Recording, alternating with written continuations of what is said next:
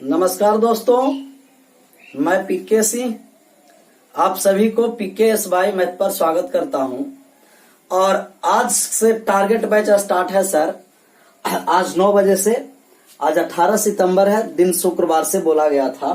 तो आपका जो टारगेट बैच स्टार्ट होगा, जो आज से स्टार्ट होने वाला है, जिनका इंतजार है सब इंतजार समाप्त हुआ। आप सभी लोगों को इन्फॉर्म कर दीजिएगा, सभी दोस्तों को, और सभी दोस्तों को इस चैनल पर जुड़ाइए। और अब मेहनत करने की आवश्यकता है। आज का सबसे पहले हम लोग सिलेबस देख लेते हैं जो NTPC और ग्रुप डी दोनों का है। NTPC या ग्रुप डी। तो NTPC और ग्रुप डी में दोनों में जो पहले एग्जाम ले ले, मतलब दोनों का अलग से तैयारी करने की आवश्यकता नहीं है। इसमें आपको 30 नंबर का मैथ और रीजनिंग भी 30 नंबर का पूछेगा। तो आप सिलेबस देख लीजिए कि सिलेबस क्या है। सबसे पहले सिलेबस के बारे में हम लोग चर्चा करेंगे। तो सिलेबस आपका लिखा हुआ है कि नंबर सिस्टम है, डेसिमल, फ्रैक्शन और LCM, इसी पे आज तक सभी नंबर सिस्टम में आएगा सर टोटल। और ये अर्थमेटिक का पोर्शन आया percentage, profit loss, SI CI, ratio and proportion, time and work, time and distance. और एडवांस में आपका जो पढ़ना है अलजेब्रा, ट्रिगोनोमेट्री, ज्योमेट्री, मेंसुरेशन और स्टैटिस्टिक्स, सांख्यिकी। सबसे पहले ये बात को समझिए कि नंबर सिस्टम में हम लोग पढ़ेंगे तो क्या क्या इसमें से पढ़ना है। तो नंबर सिस्टम में आपको बता दिया जाए कि नंबर सिस्टम में सबसे पहले हम लोग नंबर्स के बारे में समझेंगे कि नंबर्स संख्या क्या है, नेचुरल नंबर क्या है, प्राइम नंबर क्या है, ऑड नंबर क्या है, इवन मतलब जितना नंबर्स हैं, कंपोजिट नंबर, प्राइम नंबर, परमेय, अपरमेय, रेशनल, इरेशनल, टोटल बात हम लोग नंबर्स में, नंबर सिस्टम में समझेंगे। और नंबर सिस्टम में ही आपको निकालना है numbers of zero, unit digit, place value, face value निकालना है। आपको भाजकों की संख्या, numbers of factor, APGP, total हम लोग नंबर सिस्टम में डेसिमल, फ्रैक्शन, LCM, SPF तक टोटल नंबर सिस्टम है। यहाँ देखिए आपको परसेंटेज, प्रॉफिट लॉस और SI CI है। यहाँ रेशियो एंड प्रोपोर्शन दिया है, लेकिन एवरेज का चर्चा नहीं किया है। तो हम लोग एवरेज भी यहाँ पढ़ेंगे कि एवरेज। टाइम एंड वर्क दिया है, परंतु पाइप एंड सिस्टम्स की चर्चा नहीं किया है। तो टाइम एंड वर्क भी और पाइप एंड सिस्टम्स दोनों यहाँ पढ़ेंगे। और टाइम एंड डिस्टेंस दिया है, बोट एंड स्ट्रीम नहीं दिया, मतलब इसमें बोट एंड स्ट्रीम भी सम्मिलित है। एडवांस में अलजेब्रा, ट्रिगोनोमेट्री, मतलब टोटल पार्ट एडवांस का भी दिया हुआ है। तो ये हम लोग का सिलेबस रहा। नंबर सिस्टम में इकाई अंक भी ज्ञात करना है, रिमाइंडर, थ्योरम, जितना नंबर सिस्टम का पार्ट है ये आपको इतना पार्ट में नंबर सिस्टम समाप्त होगा। और बाकी अर्थमेटिक का है और एडवांस का। तो हम लोग तीनों पार्ट को समाप्त करेंगे, नंबर सिस्टम हो या तो अर्थमेटिक हो या तो एडवांस हो। DI टोटल, आपको DI लग रहा है कि DI नहीं बताया, DI समाप्त करेंगे कि DI समाप्त करना है। तो सबसे पहले हम लोग नंबर्स के बारे में समझेंगे कि नंबर्स क्या है। ये जो बैच होगा सर 0 लेवल से स्टार्ट होगा, 0 से हाई लेवल तक पढ़ाया जाएगा। मतलब इस तरीका से पढ़ा दिया जाएगा आपको टारगेट बैच कि जनरल कंपटीशन में आने वाले जो अभी एग्जाम है, रेलवे का हो या स्टेट लेवल का हो, वो आपको सब क्वेश्चन यहां से आपको धरा जाएगा। इसी टाइप का क्वेश्चन आपको एग्जाम में आएगा। तो सबसे पहले नंबर्स के बारे में समझिए कि नंबर्स क्या है। संख्या। तो नंबर्स क्या है, नंबर्स के बारे में आप लोग को समझना है। और आप जानते हैं कि नंबर से संख्या जो है, ये संख्या को 2 भाग में हम लोग बांटते हैं। एक है रियल नंबर और एक है इमेजिनरी नंबर।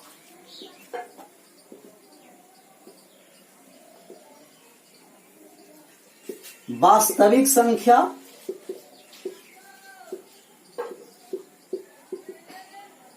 और ये आपको काल्पनिक संख्या है।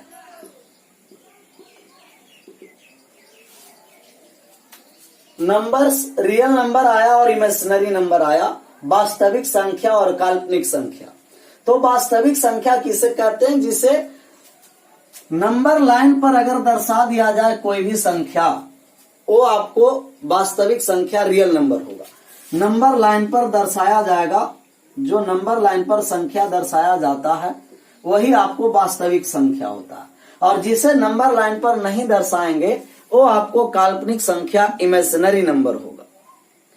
तो इमेजिनरी नंबर के बारे में समझिए कि जो इमेजिनरी नंबर है, तो इमेजिनरी नंबर को आप आयोटा से सूचित करते हैं, इसे इमेजिनरी नंबर को आई से, और आयोटा इसे पढ़ते हैं, आईओटा। इमेजिनरी नंबर को आई से सूचित करते हैं और आई को कहते हैं आयोटा, और आयोटा बराबर होता है अंडर रूट का -1 और आयोटा स्क्वायर बराबर होता है -1। रियल नंबर वास्तविक संख्या और इमेजिनरी नंबर काल्पनिक संख्या। सबसे महत्वपूर्ण बात है कि दोनों का डिफिनीशन महत्वपूर्ण है। रियल नंबर और इमेजिनरी नंबर में आपको चेक करना है कि कौन सी संख्या वास्तविक है और कौन सी संख्या काल्पनिक है। तो किसी भी संख्या को चेक करना है तो सबसे पहले उस संख्या को स्क्वायर करेंगे। रियल नंबर कि किसी भी संख्या को वर्ग करने के बाद, अगर वर्ग करने के बाद संख्या का मान पॉजिटिव आता है तो वास्तविक संख्या होगा, और किसी भी संख्या के वर्ग करने के बाद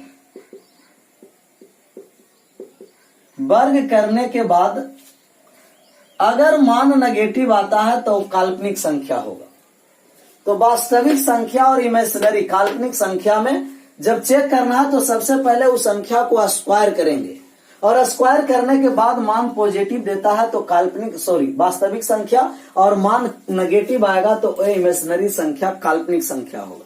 जैसे आपको कहेगा कि 3 है जो वास्तविक संख्या है कि काल्पनिक संख्या है, तो सबसे पहले 3 को आप वर्ग कीजिएगा। जैसा ही 3 को वर्ग किए तब 9 आया, जो मान 9 आया, पॉजिटिव आया कि नेगेटिव, तो आप कहिएगा कि मान पॉजिटिव आया, तो कहेंगे कि जब भी वर्ग करेंगे और मान पॉजिटिव आया तो ये आपको रियल नंबर होगा, और वर्ग करने के बाद मान नेगेटिव में आएगा वो क्या होगा, इमेजिनरी नंबर। जैसे -4 रियल नंबर है कि -4 इमेजिनरी नंबर है, तो सबसे पहले -4 को वर्ग करेंगे स्क्वायर, और -4 का स्क्वायर आया 16। मान पॉजिटिव की नेगेटिव, तो आप कहिएगा कि इसका मान आ गया पॉजिटिव, और मान पॉजिटिव आया तो रियल नंबर, और मान नेगेटिव आएगा इमेजिनरी नंबर। मतलब कि अगर रियल और इमेजिनरी में आपको एक कंफर्म करना है, चेक करना है कि काल्पनिक संख्या है कि वास्तविक संख्या है, तो संख्या को सबसे पहले आपको क्या करना है, वर्ग करना। अगर वर्ग करने के बाद संख्या का मान पॉजिटिव में आता है तो वो रियल नंबर होगा, और संख्या का मान नेगेटिव में आता है तो वो इमेजिनरी नंबर होगा। अगर √3 का स्क्वायर करने का है, √3 काल्पनिक संख्या है कि वास्तविक, तो स्क्वायर किए तो √3 का मान 3 आया, मतलब 3 पॉजिटिव मान है और पॉजिटिव मान आया, वो किसका, वास्तविक संख्या का है। लेकिन जैसा ही माइनस का √2 दिया, अंडर रूट -2, इसको स्क्वायर किए तब आया -2। तो -2 पॉजिटिव में है कि नेगेटिव में, आप कहिएगा कि नेगेटिव में संख्या आया वर्ग करने के बाद। तो जिस संख्या को वर्ग करने के बाद स्क्वायर, और स्क्वायर करने के बाद यदि नेगेटिव में मान आता है वो इमेजिनरी नंबर होगा, और स्क्वायर करने के बाद पॉजिटिव में आता है वो काल्पनिक संख्या होगा, काल्पनिक नंबर। पॉजिटिव आता है तो वास्तविक संख्या रियल नंबर, और नेगेटिव आता है तो इमेजिनरी नंबर होगा। तो इमेजिनरी नंबर और रियल नंबर में बात को समझ में आया होगा कि जब भी किसी संख्या को वर्ग करेंगे और वर्ग करने के बाद पॉजिटिव में मान आएगा तब रियल नंबर, और वर्ग करने के बाद नेगेटिव में मान आएगा तो इस संख्या इमेजिनरी नंबर होगा। तो हम आपको एक टारगेट बैच इसलिए स्टार्ट किए, ये सोचकर कि आप कुछ नहीं जानते, जो जानते हैं उनके लिए भी है, और जो नहीं जानते हैं उसके लिए भी 0 लेवल से स्टार्ट करेंगे। बेसिक से एकदम छोटा छोटा बात आपको बताते चलना, पेशेंस रख करके बात को समझना। इसको आयोटा पढ़ते हैं, और आयोटा का मान होता है -√1, और आयोटा स्क्वायर बराबर -1, मतलब कि वर्ग करने के बाद संख्या क्या आता है, नेगेटिव आता है। नेगेटिव आएगा तो इमेजिनरी नंबर, और नेगेटिव नहीं पॉजिटिव आएगा तो क्या होगा, रियल नंबर, वास्तविक संख्या। इमेजिनरी नंबर में आपको ज्यादा नहीं पढ़ना यही, और इमेजिनरी नंबर में आप एक और इमेजिनरी और रियल नंबर मिला करके, real number plus imaginary number मिला करके जो संख्या बनता है उसे कॉम्प्लेक्स नंबर कहते हैं। कौन सा नंबर कहते हैं, कॉम्प्लेक्स नंबर। और ये जो कॉम्प्लेक्स नंबर होता है, कॉम्प्लेक्स नंबर को समिश्र संख्या जेड से सूचित करते हैं और जेड बराबर होता है ए प्लस माइनस बी आईओटा। ए है जो रियल नंबर है जेड का और बी है जो इमेजिनरी नंबर है जेड का। तो कॉम्प्लेक्स नंबर को जेड से सूचित करते हैं और जेड बराबर ए प्लस माइनस बी आईओटा। एक है रियल और एक इमेजिनरी। रियल नंबर वास्तविक संख्या और काल्पनिक संख्या दोनों एक साथ मिलकर आता है, उसे कॉम्प्लेक्स नंबर कहते हैं, समिश्र संख्या कहते हैं। ये mod Z, modulus of Z का जो मान होता है ये होता है आपको अंडर रूट ए स्क्वायर प्लस बी स्क्वायर। तो इमेजिनरी नंबर का सिर्फ हम लोग का आयोटा तक ही समझना है कि आयोटा से सूचित करते हैं। आयोटा स्क्वायर बराबर होता है -1। हो सकता है कि आपको ये सब पूछता नहीं है, लेकिन अगर जो पूछ दे कि मॉडुलस जेड का मान क्या होगा, और मॉड जेड का जो मान होता है अंडर रूट होता है ए स्क्वायर प्लस बी स्क्वायर। जैसे आपको दिया गया कि 3 + 4 आयोटा का आपको 3 + 4 आयोटा है, 3 + 4 आयोटा, और 3 + 4 आयोटा का मॉड जेड का मान निकालना है। तो मॉड जेड का मान निकालेंगे तो कहेंगे अंडर रूट 3 के स्क्वायर प्लस अंडर रूट 4 के स्क्वायर। 3 के स्क्वायर 9 आया और 4 के स्क्वायर 16 आया, तब आपको आ गया 25, 25 का मान 5। तो सिर्फ हम लोग का इमेजिनरी नंबर वर्ग करने के बाद नेगेटिव आता है, तो इमेजिनरी और वर्ग करने के बाद पॉजिटिव आता है, वो संख्या होता है रियल नंबर, वास्तविक संख्या। अब हम लोग बात को समझिए कि रियल नंबर के बारे में समझना, रियल नंबर कौन कौन सा रियल नंबर होता है। नंबर लाइन पर जिसे दर्शाते हैं वो रियल नंबर होगा, और नंबर लाइन पर जो नहीं दर्शाया जाता है वो इमेजिनरी नंबर होगा। जिस संख्या को नंबर लाइन पर दर्शाया गया वो संख्याएं रियल नंबर, और जिस संख्या को नंबर लाइन पर दर्शाते हैं, और इमेजिनरी नंबर जिस संख्या को नंबर लाइन पर नहीं दर्शाते हैं। या डायरेक्ट ही आप याद रखिए कि वर्ग करने के बाद पॉजिटिव आएगा रियल नंबर, और वर्ग करने के बाद मान नेगेटिव आता है तो इमेजिनरी नंबर होगा। ये रियल नंबर हम लोग का महत्वपूर्ण है। रियल नंबर के बारे में समझना है कि रियल नंबर क्या है। रियल नंबर को जो हम लोग क्लासिफाई करेंगे तो ये रियल नंबर होता है, एक है जो इंटीजर में बांटते हैं, इंटीजर, और एक बांटते हैं डेसिमल में, इंटीजर और डेसिमल। रियल नंबर को 2 भाग में बांटेंगे, एक इंटीजर में और एक डेसिमल में। इंटीजर में और डेसिमल में, इंटीजर का मतलब पूर्णांक और डेसिमल का मतलब दशमलव। और डेसिमल भी 2 भाग में बढ़ता है आपको सर, एक होता है टर्मिनेटिंग डेसिमल, एक होगा टर्मिनेटिंग डेसिमल और एक होगा नॉन टर्मिनेटिंग डेसिमल, एक होगा नॉन टर्मिनेटिंग डेसिमल।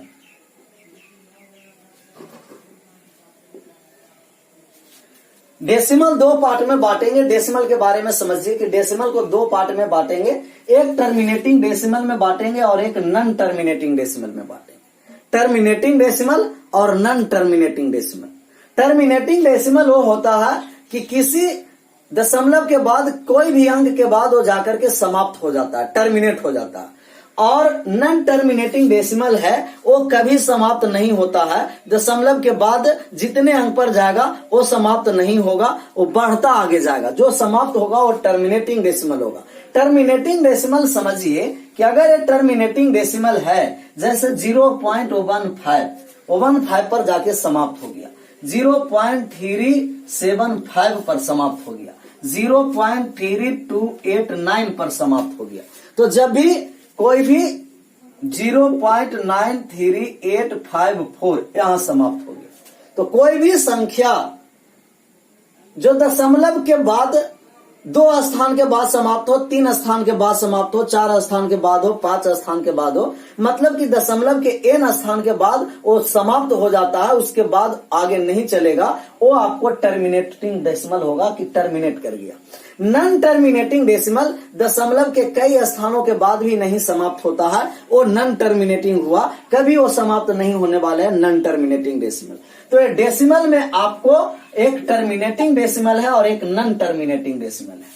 तो टर्मिनेटिंग डेसिमल बात को समझ में आया होगा कि अगर जो टर्मिनेटिंग डेसिमल है तो ये 15 को आप लिखिएगा 15/100, इसको छोटा करिएगा तो आपको आ जाएगा 3/20। तो जितना टर्मिनेटिंग डेसिमल है उसे हम फ्रैक्शन के रूप में लिखते हैं। जितना टर्मिनेटिंग डेसिमल होगा वो सबको फ्रैक्शन के रूप में लिखेंगे और फ्रैक्शन के रूप में लिखेंगे p/q के रूप में। और जो संख्या p/q के रूप में लिखाता है वो संख्या होता है परिमेय संख्या, रेशनल नंबर। जितना टर्मिनेटिंग डेसिमल है उसे रेशनल नंबर कहते हैं, परिमेय संख्या कहते हैं।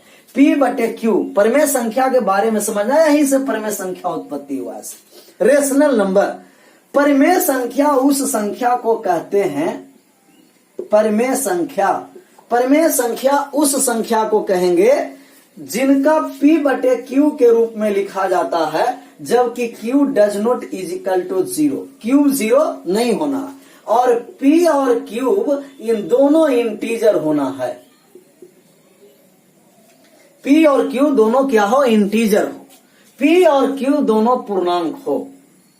फिर से बात को समझना, जो संख्या p/q के रूप में लिख दिए वो परिमेय संख्या होगा और p/q के रूप में लिखा गया संख्या वो टर्मिनेटिंग डेसिमल है। टर्मिनेटिंग डेसिमल को p/q के रूप में लिखते हैं।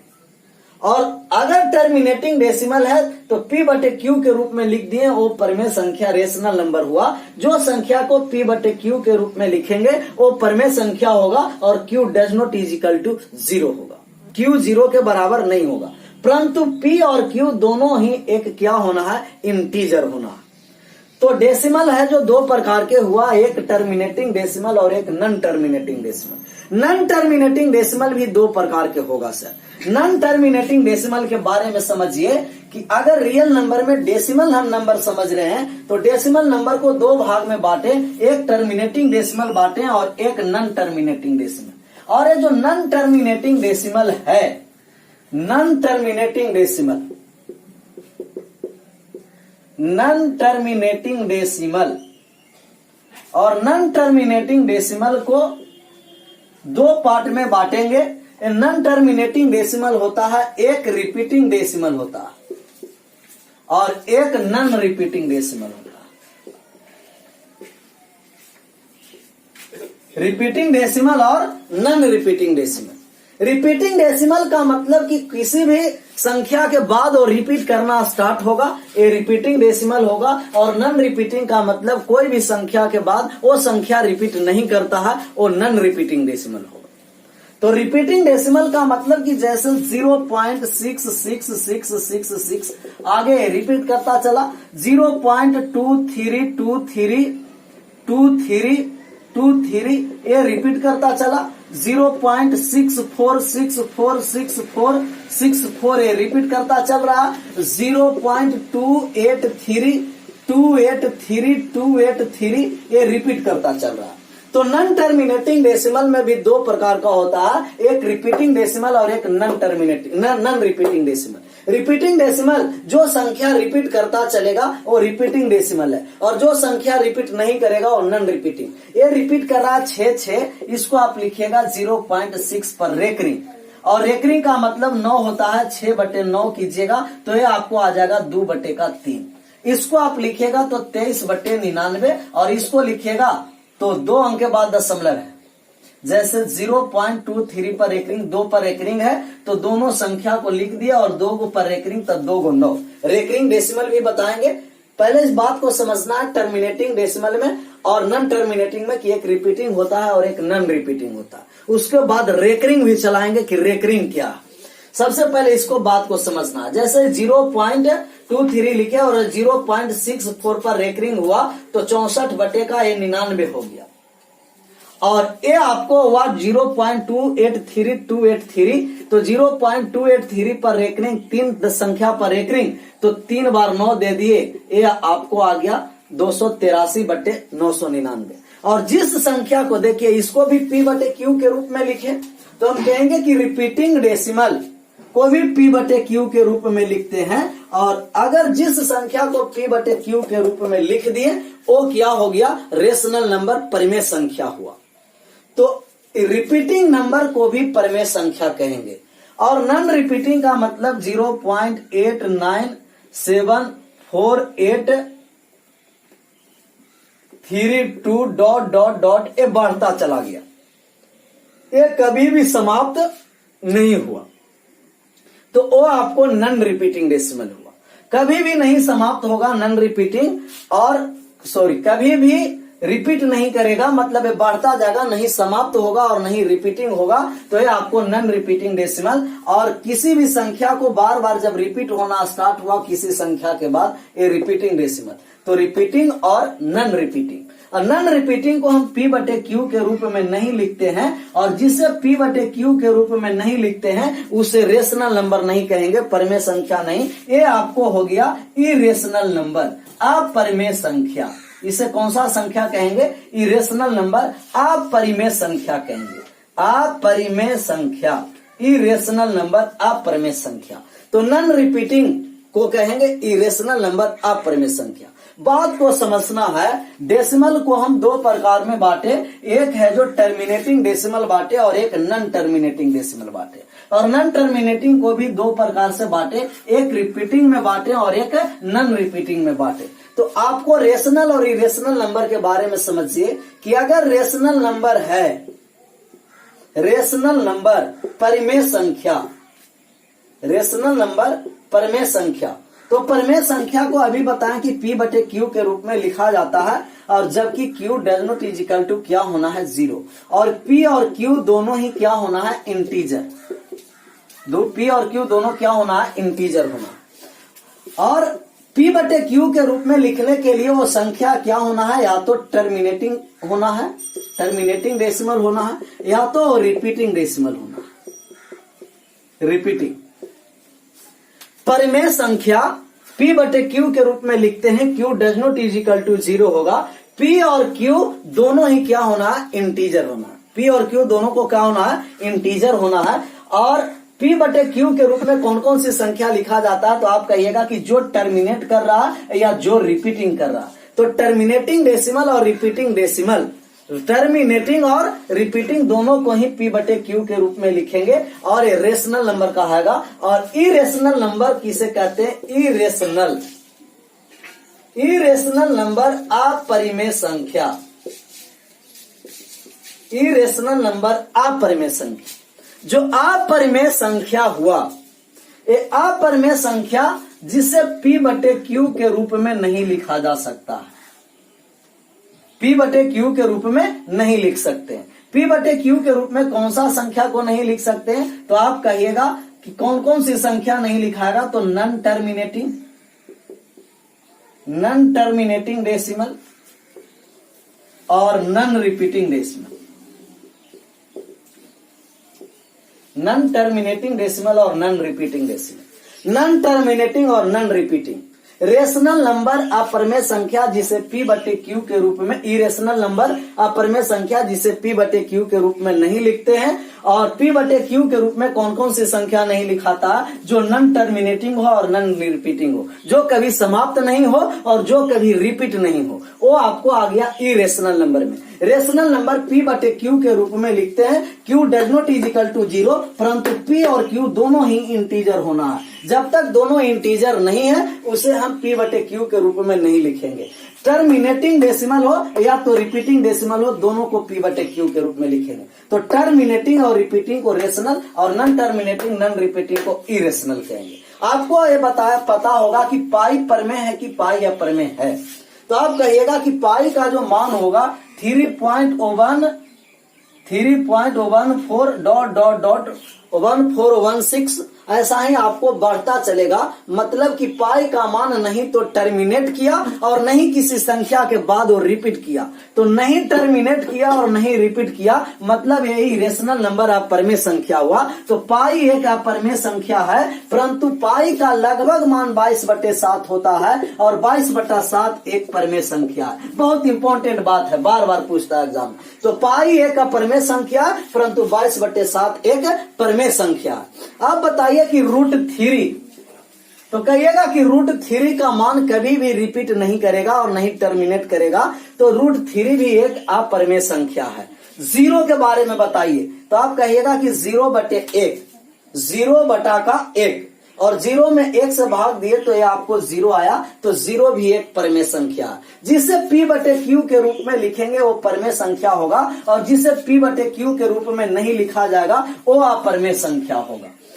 तो पाई एक अपरिमेय संख्या परंतु 22/7 एक परिमेय संख्या है।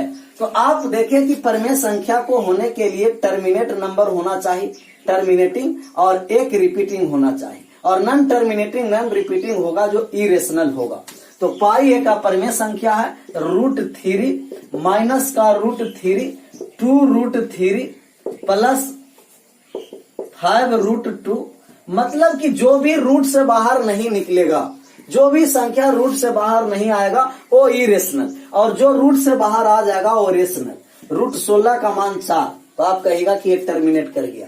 तो रेशनल नंबर जो रूट से बाहर आ जाएगा वो रेशनल होगा, और रूट से बाहर नहीं आएगा वो इरेशनल होगा। जो संख्या रूट से बाहर आ जाएगा वो टर्मिनेटिंग होगा या तो रिपीटिंग होगा, और जो संख्या रूट से बाहर नहीं आएगा वो नॉन टर्मिनेटिंग और नॉन रिपीटिंग होगा। तो नॉन टर्मिनेटिंग और नॉन रिपीटिंग इरेशनल, और टर्मिनेटिंग और रिपीटिंग आएगा जो रेशनल आएगा। जितना प्राकृतिक संख्या है, नेचुरल नंबर, ये सब संख्याएं आपको रेशनल नंबर होता है, और जितना संख्या होल नंबर है, पूर्ण संख्याएं, ये भी आपको होगा रेशनल नंबर, और जितना इंटीजर है ये सभी संख्याएं क्या होगा, परिमेय संख्या। तो प्राकृतिक संख्याएं परिमेय संख्या होता है, पूर्ण संख्याएं परिमेय संख्या होता है, पूर्णांक संख्याएं परिमेय संख्या होता है, क्योंकि सबको P/Q के रूप में लिखेंगे। जैसे -5 तो आप कहिएगा -5/1 P/Q के रूप में लिखाया, और जो संख्या P/Q के रूप में लिखाएगा वो रेशनल नंबर। तो रेशनल और इरेशनल का अब कंफ्यूजन आप लोग का दूर हुआ होगा। फिर से एक बार बात को समझना, रेशनल नंबर जिसे P/Q के रूप में लिखते हैं, और P/Q के रूप में लिखने के लिए टर्मिनेटिंग नंबर होना चाहिए या रिपीटिंग नंबर होना चाहिए, या तो रूट से बाहर आ जाएगा वो सभी रेशनल होगा। और नेचुरल नंबर, जितना प्राकृतिक संख्याएं हैं वो सब रेशनल नंबर होते हैं, जितना पूर्ण संख्याएं होल नंबर है सब रेशनल नंबर होंगे, जितना पूर्णांक संख्या इंटीजर नंबर है वो सब रेशनल नंबर परिमेय संख्या होंगे। और जो नॉन टर्मिनेटिंग, नहीं तो टर्मिनेट किया और नहीं रिपीट किया, नॉन टर्मिनेटिंग और नॉन रिपीटिंग, वो सब इरेशनल होगा, जिसे P/Q के रूप में नहीं लिखते हैं। आपको कहेगा कि सर बताइए कि -7 परिमेय है क्या परिमेय है? आप कहिएगा कि -7 तो एक इंटीजर नंबर है, -7/1 ये तो परिमेय संख्या हो गया। आपको बताएगा कि 0 परिमेय संख्या क्या परिमेय संख्या, तो 0 को भी 0/1 P/Q के रूप में लिख दिए, और Q does not equal to 0, Q 0 नहीं होना है लेकिन P 0 हो सकता है। तो 0 भी एक कैसा नंबर है, तो आप कहिएगा कि 0 एक परिमेय संख्या, रेशनल नंबर। तो आज से यही रहने देते हैं रेशनल और इरेशनल पर, और कल आएंगे और क्लासिफाई करेंगे रेशनल नंबर और होल नंबर, इंटीजर नंबर क्या है। तब तक के लिए धन्यवाद, बाय बाय, टेक केयर।